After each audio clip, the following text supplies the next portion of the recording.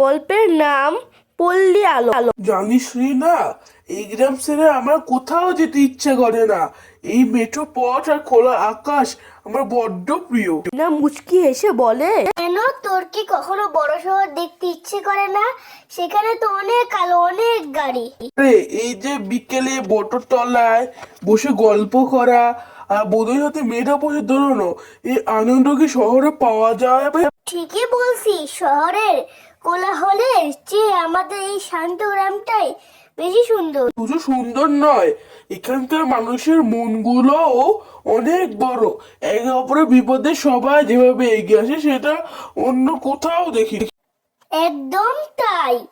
আমাদের ছোট আমাদের এই ছোট গ্রামটাই যেন এক টুকরো শান্তির নীড়। উপদেশ, নিজের জায়গা থেকে অন্য কোনো জায়গা ওই জায়গা থেকে সুন্দর হয় না।